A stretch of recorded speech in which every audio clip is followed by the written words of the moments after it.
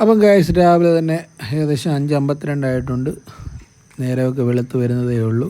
അപ്പോൾ ഇന്ന് നമ്മൾ സിനിമയ്ക്ക് പോവുകയാണ്. നമ്മുടെ ലോകേഷ് കനകരാജ് രജനികാന്ത് മൂവി കൂലിപ്പടം കാണാൻ എത്തിയിരിക്കുകയാണ്. ചങ്ങനാശ്ശേരിയിലുള്ള അഭിനയിലാണ് നമ്മൾ പടം കാണാൻ എത്തിയിരിക്കുന്നത്.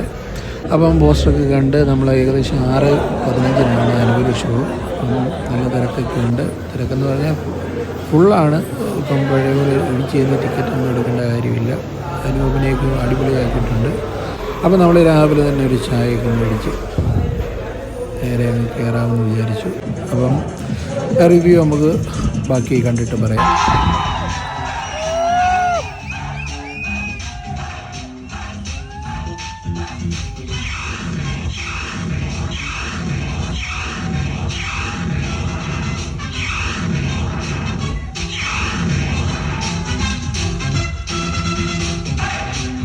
അപ്പോൾ ഗൈസ് നമ്മൾ കൂലിപ്പടം കണ്ടിട്ട് വന്നിരിക്കുകയാണ്. അപ്പോൾ ലോകേഷ് കനകരാജ് രജനീകാന്ത് മൂവിയിൽ രജനീകാന്തിനെ ലോകേഷിൻ്റെ രീതിയിലേക്ക് മാറ്റിയെടുത്തോ എന്ന് ചോദിച്ചാൽ ഇല്ല.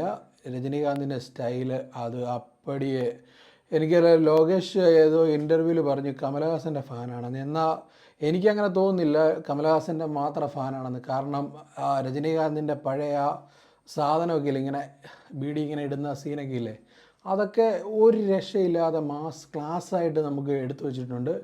രജനി സാറിൻ്റെ കാര്യം നമുക്ക് പറയാം. 50 വർഷമായി ഏകദേശം സിനിമയിൽ വന്നിട്ട്. എന്നാലും ഇപ്പോഴും പുള്ളിയുടെ ആ ഒരു സ്ക്രീൻ പ്രസൻസ് എന്ന് പറഞ്ഞാൽ നമ്മൾ സ്ക്രീനിൽ കണ്ട് കഴിയുമ്പോൾ നമ്മൾ എഴുന്നേറ്റ് നിന്ന് കൈയടിക്കും.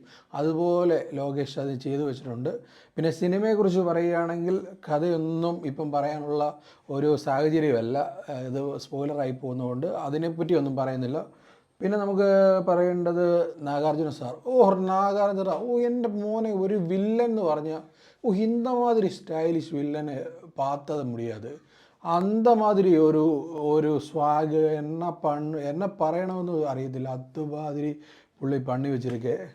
പിന്നെ സത്യരാജ് സാറ് ഒരു സൈഡ് ആക്ടർ മാതിരി നടിച്ചിരിക്കുക இந்த പടത്തിൽ. അത് ഒരു ചെറിയ റോളെന്ന് വെച്ചാൽ ഒരു ഇമ്പോർട്ടൻ്റ് റോള് താൻ പണി വെച്ചിരിക്കെ.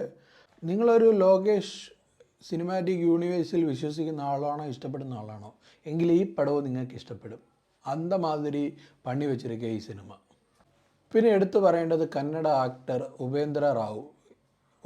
ഒരു കുറച്ച് ഡയലോഗ് പോലും പുള്ളിക്ക് കൊടുക്കാഞ്ഞത് എനിക്കൊരു പോരായ്മയായിട്ട് ഇത് തോന്നുന്നു. പുള്ളിയെ പോലുള്ള ഒരു ലെജൻഡറി ആക്ടർ വന്ന് ഇന്തമാതിരി ഒരു ചെറിയ വേഷം എന്ന് പറഞ്ഞാൽ എടുത്തു വച്ചിരിക്കുന്നത് നല്ല കിടിലനായിട്ടാണ്. പക്ഷേ എങ്കിലും പുള്ളിക്ക് ഒരു 10 മിനിറ്റിൽ ഒരു ഡയലോഗ് കൊടുക്കുമായിരുന്നെങ്കിൽ അതൊരു കുറച്ചുകൂടെ നല്ലതായിരിക്കും. ഒരു നെഗറ്റീവായിട്ട് എനിക്ക് തോന്നിയതാണ്. പിന്നെ എടുത്തു പറയേണ്ടത് അമീർ ഖാൻ്റെ ഒരു വരവുണ്ട്. ഒരു ഹെലികോപ്റ്ററിൽ ഒരു കിടിലൻ ഒരു മാസ് എൻട്രി സീൻ. രജനീകാന്തിന് പോലും അതുപോലൊരു മാസ് എൻട്രി കൊടുത്തിട്ടില്ല.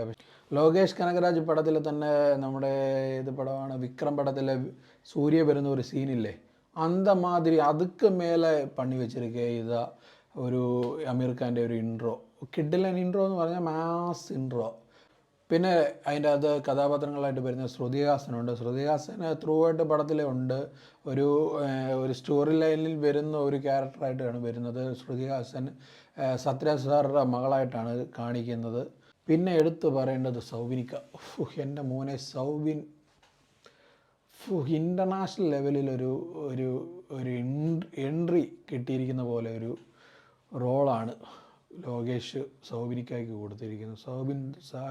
സൗബിന് കൊടുക്കാൻ പറ്റിയ നല്ല മലയാളികൾക്ക് ഒരു കിഡിലൻ ഒരു ട്രിബ്യൂട്ട് പോലെ മലയാളികൾക്ക് വേണ്ടി കേരളത്തിൽ റിലീസ് ചെയ്യുമ്പോൾ സൗബിൻ ഫാൻസ് കണ്ടിപ്പാ പാത്തിരിക്കും.